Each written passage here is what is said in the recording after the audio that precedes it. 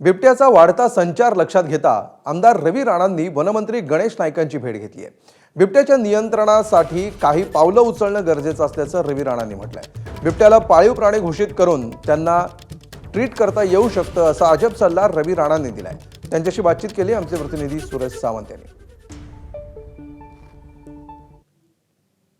आपल्यासोबत बातचीत करण्यासाठी या ठिकाणी रवी राणा सर आहेत। राणा साहेब, कालपासून बिबट्यांचा विषय खूप गाजतो आहे। मोठ्या प्रमाणात हे करायला हवं ते करायला हवं या सगळ्या गोष्टी होत आहेत, मात्र सरकारकडनं नेमकं ह्या बिबट्यांवर नियंत्रण आणण्यासाठी काय प्रयत्न करायला हवेत असं वाटतं? मी आजच गणेश नाईक साहेबांची सुद्धा भेट घेतली। त्यांना सांगितलं की वनताराच्या धर्तीवर प्रत्येक जिल्ह्यामध्ये झू तयार करा। प्रत्येक जिल्ह्यामध्ये जर वनताराच्या धर्तीवर झू तयार केलं तर बिबट्याचं संरक्षण होईल, त्या ठिकाणी अनेक लोकांचं मनोरंजन होईल आणि पाळीव प्राण्याचा बिबट्याला दर्जा द्या आणि ते पोसण्याची सगळ्यांना परवानगी द्या।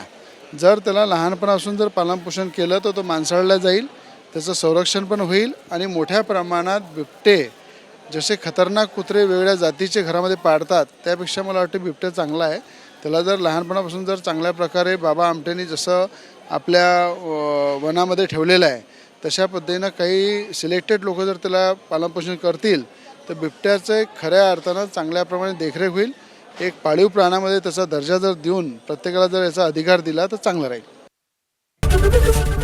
एबीपी माझा, उघडा डोळे बघा नीट।